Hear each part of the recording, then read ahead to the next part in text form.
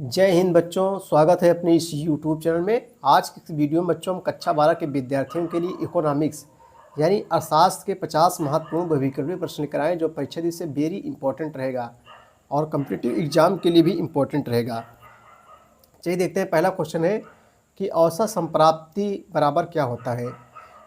तो बच्चों, औसत संप्राप्ति बराबर कुल संप्राप्ति प्लस भागे मात्रा। सही जवाब यहाँ ए हो जाएगा।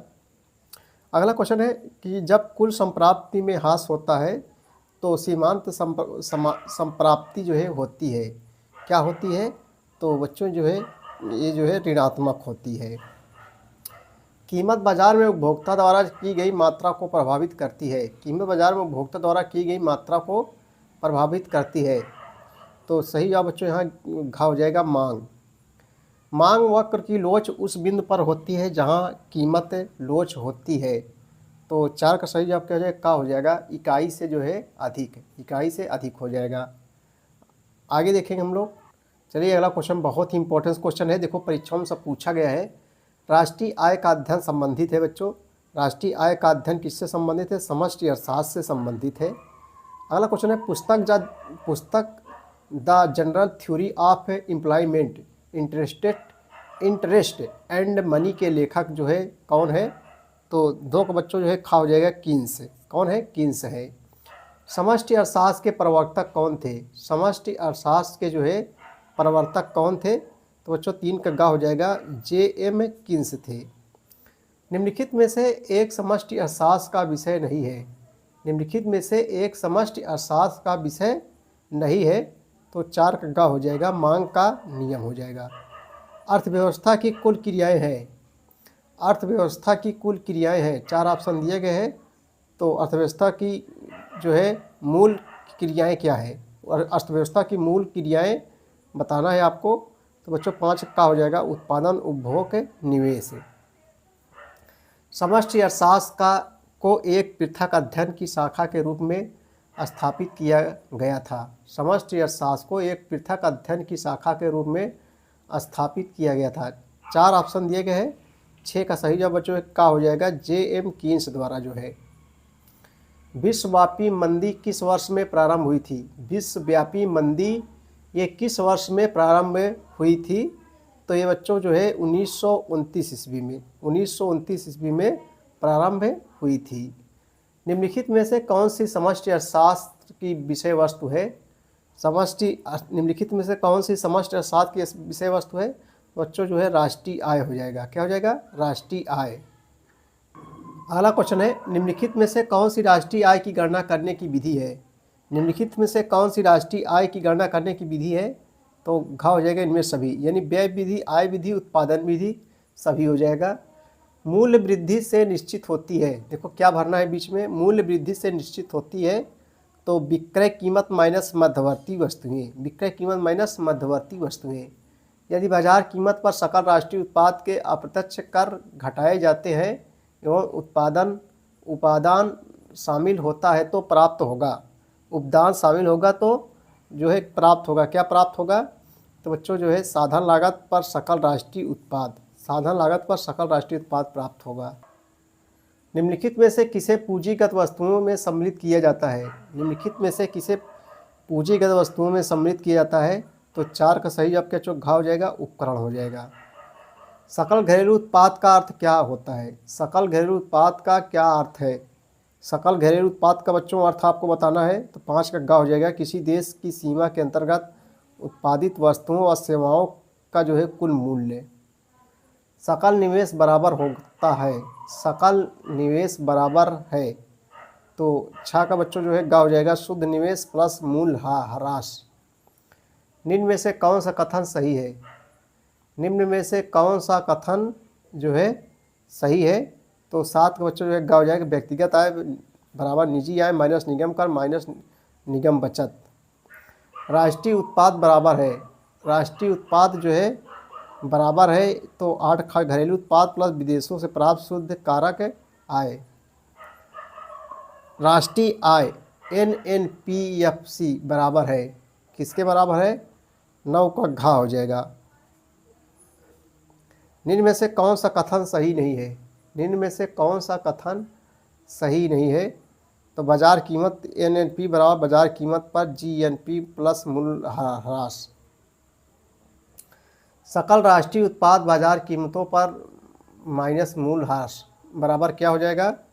तो 11 का बच्चों खा हो जाएगा शुद्ध राष्ट्रीय उत्पाद बाजार कीमतों पर। अगला क्वेश्चन है गैर मजदूरी आय में से आय सम्मिलित होती है, इसमें बच्चों जो है क्या भरा जाएगा? तो ये सभी भरा जाएगा, ब्याज, किराया, लाभ। अगला क्वेश्चन है कि वह अन्य वस्तुओं के उत्पादन में आगत के रूप में प्रयुक्त होने वाली वस्तुएं कहलाती है, क्या कहलाती हैं? तो 13 का खा हो जाएगा मध्यवर्ती वस्तुएं कहलाती हैं। राष्ट्रीय आय के बढ़ने का अनुमान लगाया जाता है, राष्ट्रीय आय के बढ़ने का अनुमान जो है लगाया जाता है तो अंतिम वस्तुएं उत्पादन के बढ़ने से। सही जवाब जो है का हो जाएगा।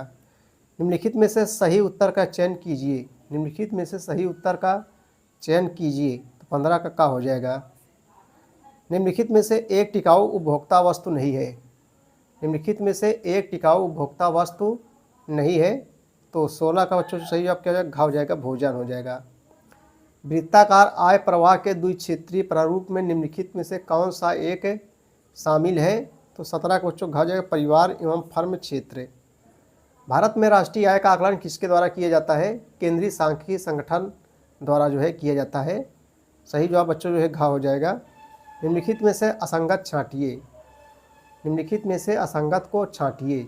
4 ऑप्शन दिए गए हैं, सही जवाब हो जाएगा अंतर्राष्ट्रीय व्यापार। उस कर का नाम क्या है जिसमें करदाता की आय जितनी अधिक होगी उतने ही अधिक अनुपात में वे कर अदा करते हैं। तो 20 का सही जवाब क्या हो जाएगा बच्चों? खा हो जाएगा, प्रगतिशील कर हो जाएगा। ठीक है। साख नियंत्रण का कार्य है, साख नियंत्रण का कार्य क्या है बच्चों आपको बताना है। तो एक गा हो जाएगा, केंद्रीय बैंक हो जाएगा।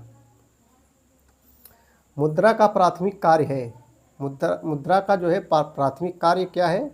विनिमय का माध्यम। सही जवाब बच्चों जो है का हो जाएगा। आधुनिक अर्थव्यवस्था में मुद्रा की पूर्ति करता है, आधुनिक अर्थव्यवस्था में मुद्रा की पूर्ति बच्चों कौन करता है? ये जो है केंद्रीय बैंक करता है। निम्नलिखित में से कौन सा व्यापारिक बैंक का कार्य है? निम्नलिखित में से कौन सा व्यापारिक बैंक का काम है? तो खा हो जाएगा साख सृजन। व्यापारिक बैंक, व्यापारिक बैंकों में सबसे बड़ी बैंक कौन है बच्चों?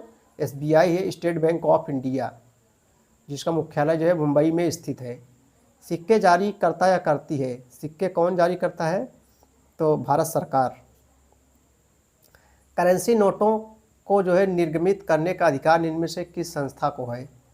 करेंसी नोटों को निर्गमित करने का अधिकार निम्नलिखित में से किस संस्था को है? तो 6 का बच्चों खा हो जाएगा रिजर्व बैंक ऑफ इंडिया को। मौद्रिक अधिकार अथवा सरकार द्वारा जारी मुद्रा जिसे लेने से कोई इनकार नहीं कर सकता कहलाती है। ये जो है क्या कहलाती है बच्चों? 7 गा हो जाएगा, विधि ग्राह वैध मुद्रा कहलाती है।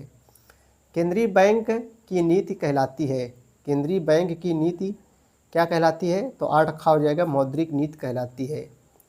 भारत में 100 रुपये के नोट का निर्गमन कौन करता है? भारत में 100 रुपये के नोट का निर्गमन कौन करता है? तो भारतीय रिजर्व बैंक करता है।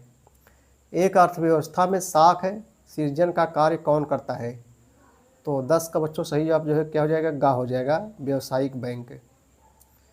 निम्नलिखित में से कब हमारे देश में विमुद्रीकरण की नीति अपनाई गई? निम्नलिखित में से कब हमारे देश में विमुद्रीकरण की नीति जो है अपनाई गई? तो यह रखा हो जाएगा नवंबर 2016 में। निम्नलिखित में से कौन सा केंद्रीय बैंक का कार्य नहीं है? कौन केंद्रीय बैंक का जो है बच्चों कार्य नहीं है? तो 12 का घा हो जाएगा साख सृजन। भारत में 500 तथा 1000 के नोट का विमुद्रीकरण कब किया गया? तो 13 का सही जवाब बच्चों है खा हो जाएगा 2016 में। भारत में मौद्रिक नीति द्वारा देश की मुद्रा पूर्ति पर प्रत्यक्ष नियंत्रण करता है, कौन करता है? तो रिजर्व बैंक ऑफ इंडिया। 1 रुपये के नोट पर किसके हस्ताक्षर होते हैं? ये परीक्षाओं नौकरियों में बहुत पूछा था, कॉम्पिटिटिव एग्जाम में बहुत पूछा था है। 1 रुपये के नोट पर जो है किसके हस्ताक्षर होते हैं? तो बच्चों वित्त सचिव के। भारत में नवंबर 2016 में 500 रुपये तथा 1000 के नोटों का विमुद्रीकरण जो है किसने किया था? तो 16 खा हो जाएगा भारतीय सरकार ने जो है किया था।